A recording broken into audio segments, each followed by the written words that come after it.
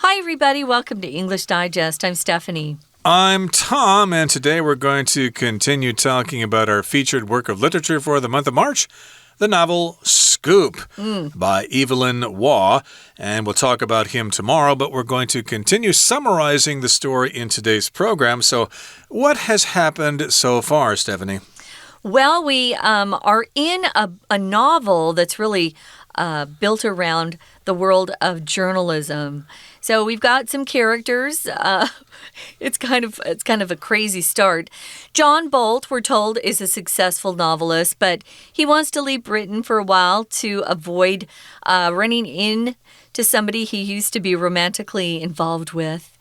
And he uses his influence to get a position as a war correspondent in this fictional republic in Africa called Ishmaelia. And supposedly there's a civil war that's ongoing there. But because the owner of the popular newspaper called the Daily Beast is kind of an idiot or doesn't know who his employees really are, he gives the job to another guy whose last name is Boot. But this guy is William Boot. And he writes part-time as a nature writer, not a war correspondent at all. Furthermore, William doesn't want to go to Ishmaelia, but he has to go anyway because that's his job. He has to do what his boss says. So he takes a plane to France, meets this kind of mysterious man on the plane, and then runs into him again when he's on a train. And this guy promises to repay the favor to William because what William did was give him a spare seat on a private plane that he flies to Africa in. So William also meets some guy whose name is Corker, and he's kind of this rough, crude journalist. And he tells William that, you know what? We don't really report on real news. We make things up. So they send us someplace, we make it up. Nowadays, it's harder for news organizations to make everything up because we have private citizens who are now posting things on social media and saying, hey, this isn't really what's going on. We even know in the Ukraine war that they were posing for photos. So it's interesting. You can't get away with what they used to back then. But they did. They made up a lot of stories back then. And what happens is Corker says we make things up and our newspapers print whatever supports their own position. So the two finally reach the destination. They're in Jacksonburg. That's the capital of this fake country, Ishmaelia. And nothing interesting seems to be happening when they get there. But the city's crammed full with journalists, lots of journalists everywhere. There's no fighting, there's no rebel army, there's nothing to report on. And one journalist learns that there's a Swiss man who has a false beard and reports that a Russian agent is stirring things up in Jacksonburg. And that's quickly denied. It's kind of all confusing right now. So Corker's frustrated. Journalists get together and drink and complain. That's kind of what they like to do in their free time. And William just tries to understand what the heck's going on. Meanwhile, his superiors back in London, his boss makes the urgent request for some news. Hey, buddy, we sent you out there for the scoop.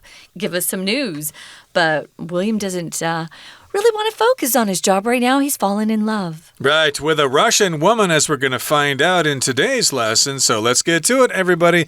Let's read through the entire contents of today's lesson, and we'll be right back to talk about it. During his explorations of Jacksonburg, William encounters Katjen, an attractive young woman. She claims to be married to a German who has abandoned her to explore Ishmaelia's mineral deposits. Taking advantage of William's infatuation, Katjen asks for money for all manner of things. William obliges, since his expenses are covered by the beast. He also meets the British vice consul, Bannister, who turns out to be an old school chum. Suddenly, news breaks. A legendary British journalist has interviewed the rebel leader at a place called Laku. Corker and the other journalists set off into the wilderness, but Bannister informs William that Laku is entirely fictitious. and only exists on maps. It turns out the British journalist simply made up the interview. William is now the only reporter in Jacksonburg. Next, Kotchin's husband, to whom she is not actually married, returns. They borrow more of William's money and flee Ishmaelia as a Russian-backed communist revolution takes place. William is wondering what to make of it all when a man arrives by parachute. The same man William gave a plane seat to when he left Britain. He introduces himself as Baldwin, though he confesses this is just one of multiple identities he uses. He's a capitalist who looks after Britain's economic interests abroad while getting rich. Baldwin helps overthrow the revolution and then writes William's full report of the situation. When the news breaks in London, William is hailed as a hero and recommended for a knighthood. However, this is mistakenly given to John Boot. After all of this, William is more than happy to reject further overseas assignments and return to his old job as a nature writer. Okay, let's continue to summarize our featured novel Scoop by Evelyn Waugh. And remember where we left off, it said that William, well, he was supposed to send news bulletins to his superiors back in London, but he had his mind on a woman. He had fallen in love. So here's what happens next during his explorations of Jacksonburg. William encounters Kachin, an attractive young woman. Okay, so of course, when you get to a new place, you want to explore the place. You want to go check it out to find out where all the nice restaurants are and where news might be happening, etc., etc. So exploration is a noun that just refers to when you go out and explore. Like the explorations of, say, Magellan or whatever when they explored the New World or whatever. So he's exploring Jacksonburg and he comes across Kachin, who is an attractive young woman. Wow, you're pretty cute there. You're pretty beautiful. I'd like to get to know you. Well, she claims she's married already to a German, but this German husband, has abandoned her to explore Ishmaelia's mineral deposits. One of the reasons why foreigners like to invade other countries is because they have something that's valuable. For example, oil, gas, diamonds. Minerals might be copper, silver, things like that. So he wants to check out the mineral deposits. That's her German husband, remember. Now, taking advantage of William's infatuation, Kachin asks for money for all manner of things. Yeah, I've seen girls do this when they figure out that a guy has a crush on her and that she can manipulate him and get him to do anything she wants for herself. Then they take advantage of that infatuation. Infatuation is a little different than being in love. When you're infatuated, it's usually at the beginning of a relationship and all you can think about is that guy or girl that you just think is so hot and you're just sure that you can't live without them. You're infatuated. Infatuation is the noun form. Exactly. So again, she understands that William has a crush on her, so she starts to milk him for all of his pounds or all of his pennies. She milks him for every penny he's got. Yeah. And of course, he obliges, which means he does what she wants. And his expenses are covered by the beast, so he doesn't really care. Yeah, you're getting my money, but it's not really my money. It's actually from my newspaper, so I don't really care about that. And William also meets the British vice consul, Bannister, who turns out to be an old school chum. So a consul or a vice consul are basically officers or representatives representatives of the British government in the embassy. So they're there to represent the British government and to have meetings and things like that to promote the causes of the UK. They're diplomats. The diplomats, basically, in this country. And his name is Bannister.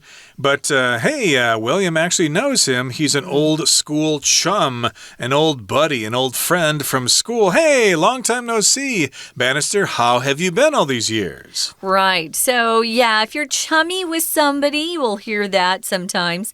Just means you're good friends with them. You hang out. He's an old school friend, an old school chum. Again, chummy is an adjective we use quite frequently, actually. Oh, he's really chummy with the cops. You know, he's good friends with the police, or he has some sort of influence there. So suddenly in paragraph 2, news breaks. I mentioned this in day 1. We'll often talk about news breaking or breaking news if you ever watch TV news.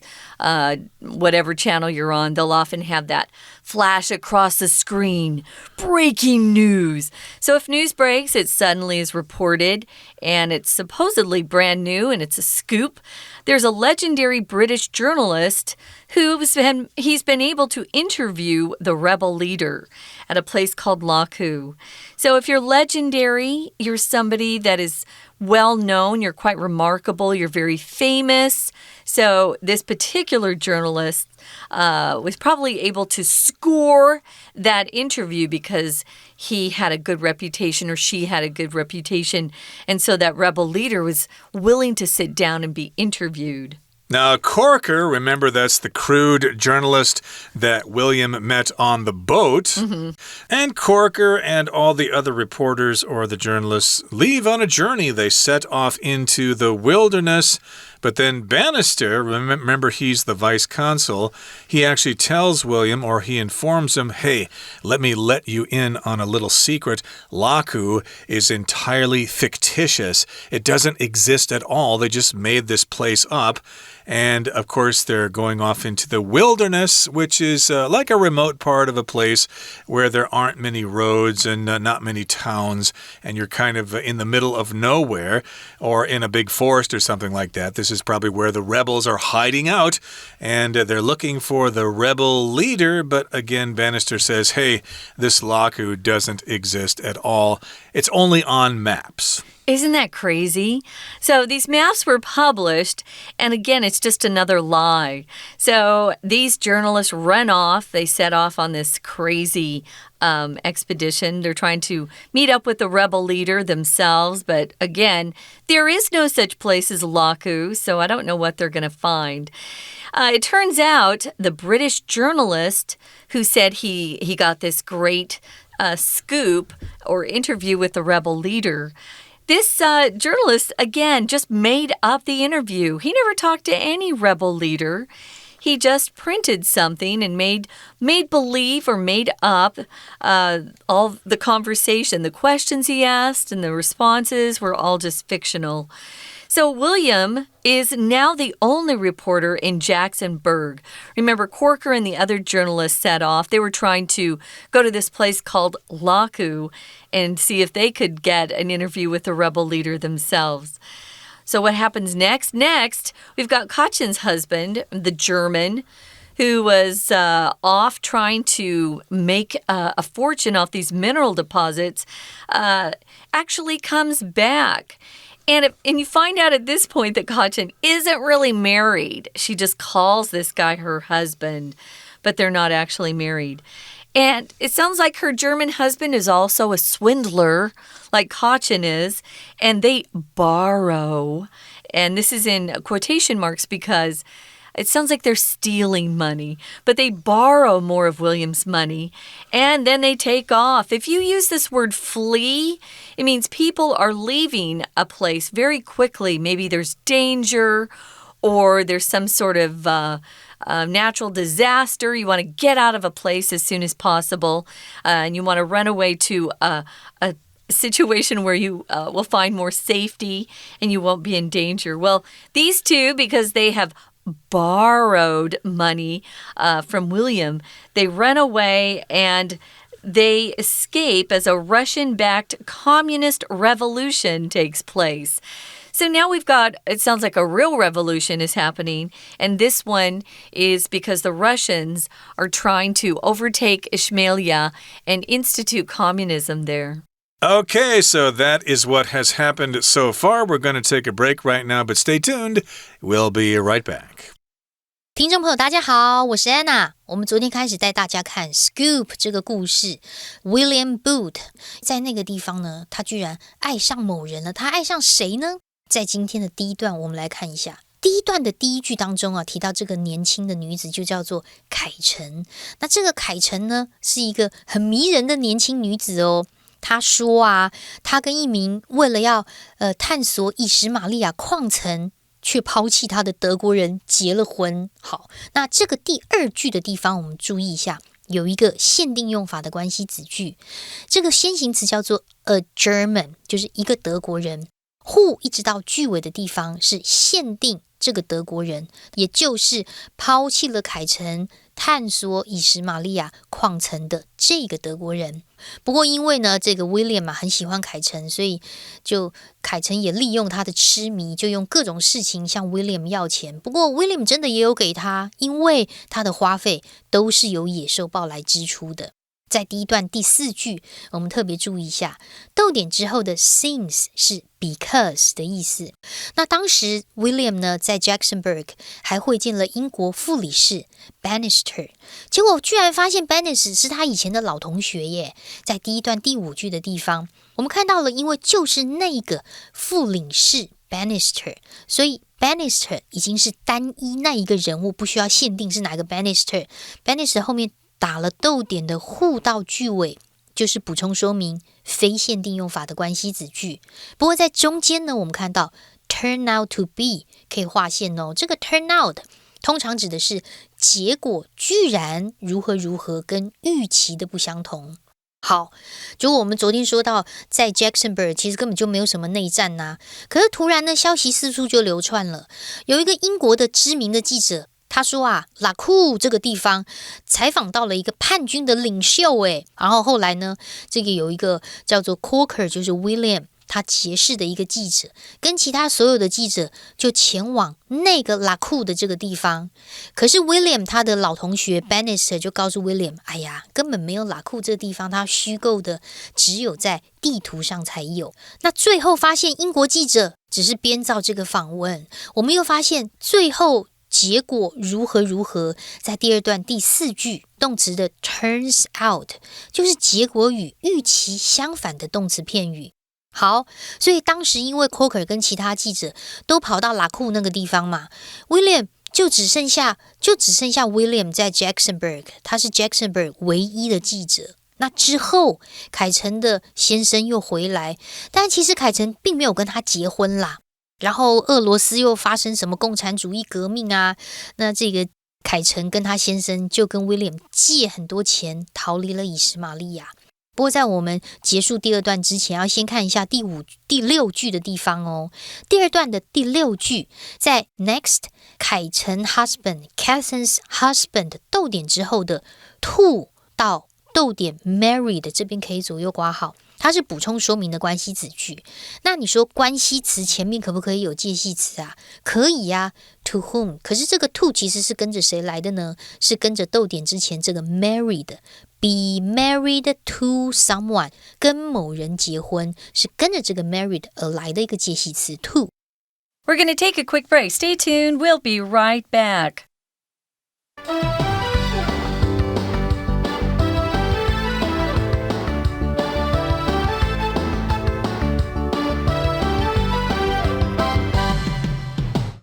Okay, so let's continue. Remember, William is still in Ishmael when there's a Russian-backed communist revolution taking place. It's happening, and he's trying to make sense of everything.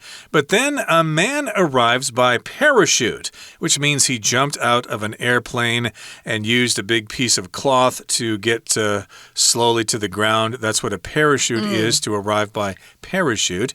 And the same man, he's the same man that William gave a plane seat to when he left Britain. Remember, in that private plane where the guy was anxious to hitch a ride in that plane. And this man, who has arrived by a parachute, introduces himself as Baldwin, though he confesses this is just one of multiple identities he uses. So yeah, I'm Baldwin, but I'll confess this to you.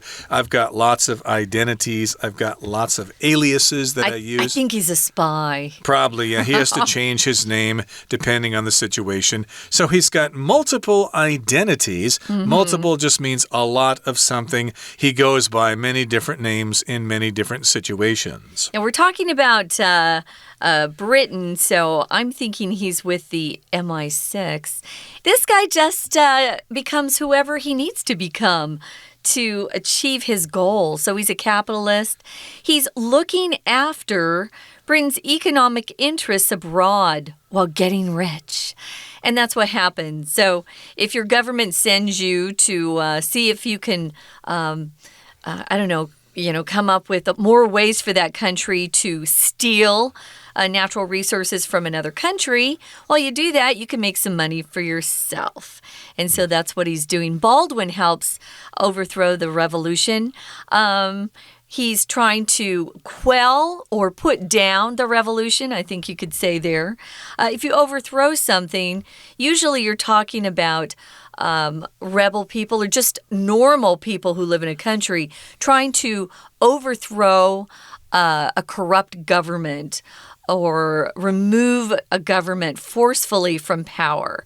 But you can overthrow that government if they're corrupt. He is probably trying to quell or put down the revolution and then writes William's full report of the situation. Remember, William is supposed to be writing news to send back to his boss at the Daily Beast. But it looks like he's repaying the favor. Remember? He owes William a favor because he gave up a spare seat on his private plane. And so this mysterious guy is a spy, Baldwin at this point. He goes ahead and writes a report on the war for William to submit. Now, when the news breaks in London, William is hailed as a hero and recommended for knighthood. Now, if you're part of the UK, one of the big prizes that you can be awarded is a knighthood from the Queen or King in power at the time, right then. If you're hailed as something, it means usually you see in the paper and people report on what you did. Oh, he's such a hero. Look at what he did. He did this and that. So people consider him to be a hero. War correspondents put themselves in danger. He didn't really, because it looks like a lot of this was made up. But, that's the news that they send back home. And he's recommended for a knighthood.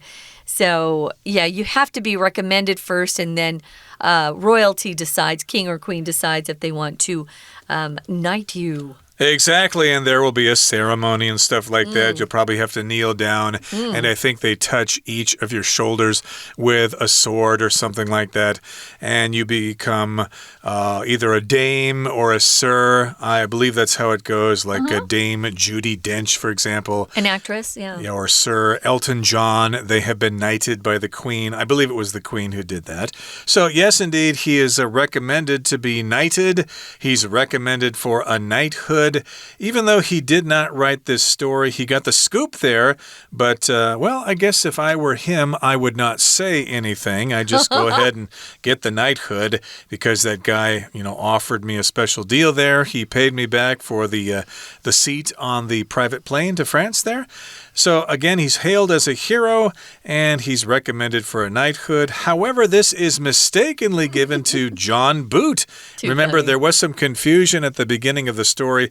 John Boot, remember, was the war correspondent. Right. He wanted to leave Britain to avoid a romance that had gone wrong, and we haven't heard about him since the beginning of the story, but here he is again.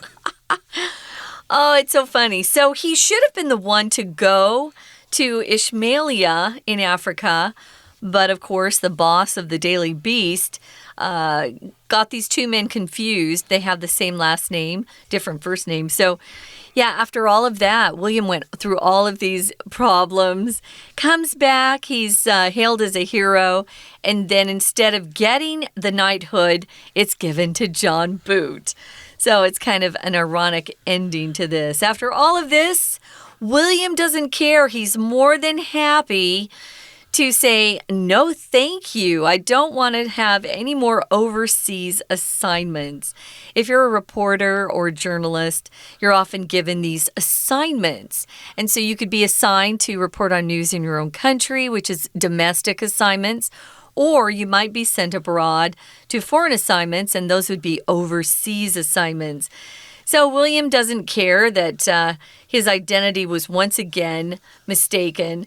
And he just says, hey, I'm happy to never go abroad on these war assignments again. And he returns to his job as just, a part-time nature writer, which sounds a lot less stressful. And, just kind of enjoying yourself writing about nature, which is much more peaceful than actually going to war-torn countries, even if they're faking it, which they were. Remember, there wasn't really a civil war that was going on. Right, so William is not sad that he will not receive any overseas assignments or any jobs.